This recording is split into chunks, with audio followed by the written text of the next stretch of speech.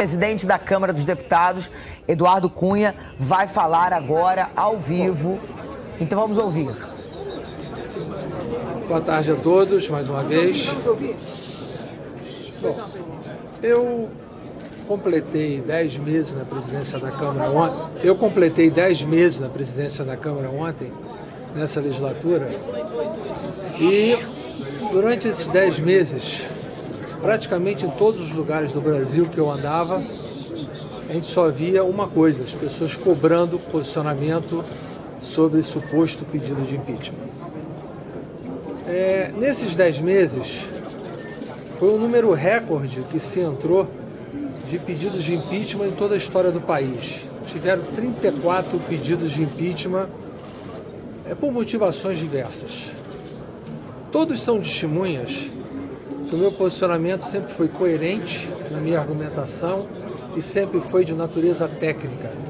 Eu sempre refutei todo e qualquer pedido que abarcasse o mandato anterior, apesar de discussão de jurisprudência que a tese de que a emenda da reeleição foi posterior à edição da lei e, consequentemente, havia uma discussão sobre continuidade do mandato.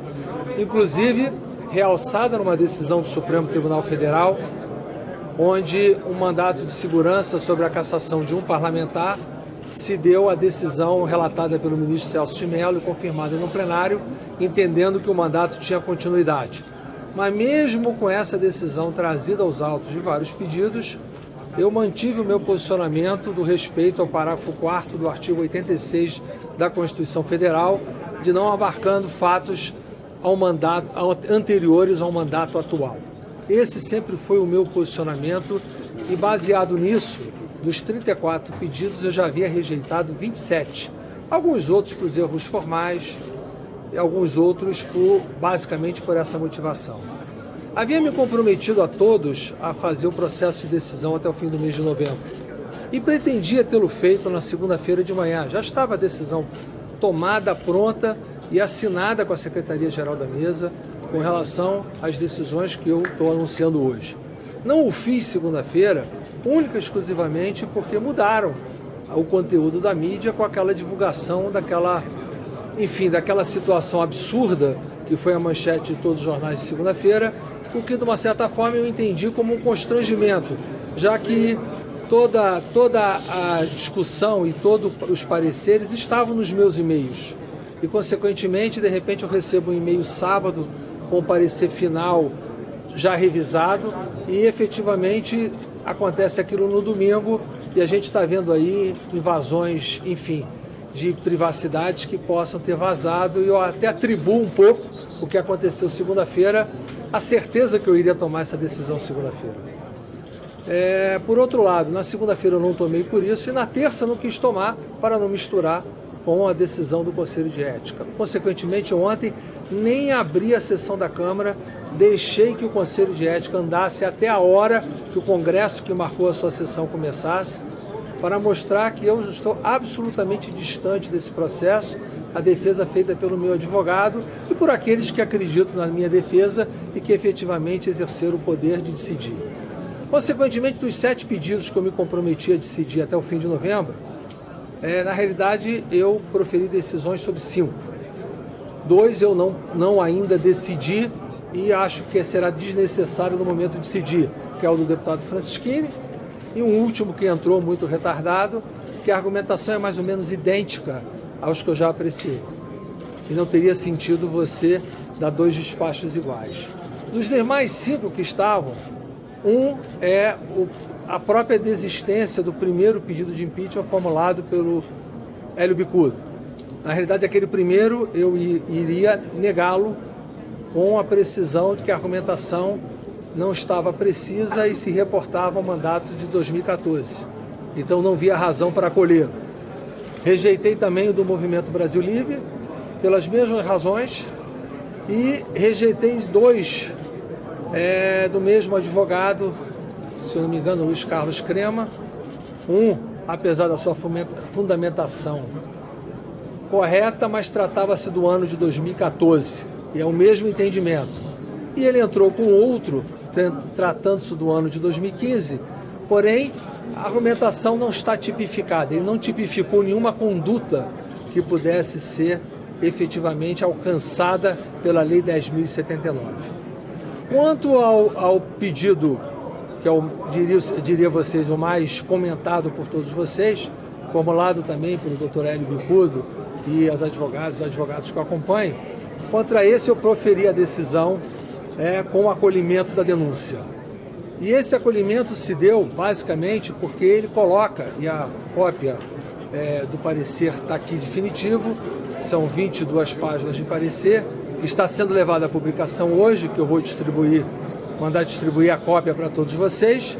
Ela se dá basicamente, trata-se da argumentação de 2014, porém a de 2014 foi por mim refutada, porém a argumentação para o ano de 2015, ele traz a edição de decretos sem números, no montante de 2,5 bilhões de reais, que foram editados em descumprimento à lei orçamentária, afrontando a Lei 10.079 no seu artigo 10º, parágrafos 4º e 6º.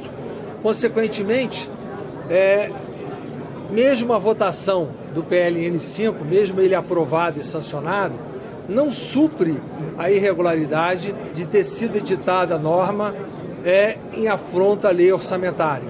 Então, o embasamento disso é única e exclusivamente de natureza técnica e o juízo do presidente da Câmara é único e exclusivamente de autorizar a abertura, não de proferir o seu juízo de mérito, que será a comissão especial que irá fazê-lo e poderá acolher ou poderá rejeitá-lo. E o processo vai seguir o seu curso normal, com amplo direito de defesa do contraditório que deverá ser colocado. A mim, não tem nenhuma felicidade de praticar esse ato. Eu não o faço por nenhuma motivação de natureza política. Eu, como disse aqui anteriormente, refutei e rejeitei todos. E o rejeitaria se estivesse em descumprimento da lei. Mas, infelizmente, por mais que eu tentasse buscar qualquer caminho de interpretação e por todos os pareceres que chegaram até a mim pela consultoria legislativa, pela assessoria jurídica e por terceiros as quais eu consultei, não consegui encontrar um que conseguisse me desmontar a tese a qual está sendo aceita hoje. E eu não faço isso com nenhuma felicidade. Eu sei que isso é um gesto delicado, no momento que o país atravessa uma situação difícil, que a economia passa por uma crise, o governo é um governo que passa por muitas crises de natureza política, de natureza econômica, tendo que hoje votar um projeto para alterar a meta do superávit, transformando uma diferença de 119 bilhões de reais. Não causa felicidade a ninguém isso, mas ao mesmo tempo é uma forma também que com essa decisão esse processo seja de uma certa forma enfrentado. E se ele for enfrentado e for aceito, vai ter o Congresso soberano para legislar.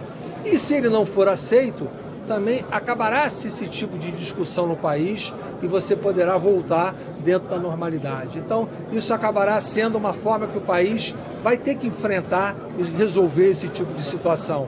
Não tem condições de postergar mais. E não combinaria comigo, eu não ficaria com isso na gaveta sem decidir.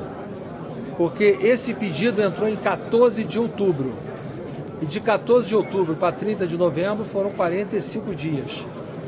Ele estava passando do limite do razoável de eu proferir uma decisão. E eu não consegui dar outra que não fosse essa que estão nos pareceres. Então era esse o comunicado que eu queria fazer a vocês, lamentando profundamente o que está ocorrendo e dizendo que não tenho nenhuma felicidade no ato que eu estou praticando. E que o nosso país possa passar por esse processo, superar esse processo e que a gente possa, com isso, conseguir superar as nossas crises políticas e econômicas sem eu fazer qualquer juízo de valor do mérito disso e sem qualquer tipo de torcida. A minha posição será a mais isenta possível com o seu encaminhamento. Obrigado.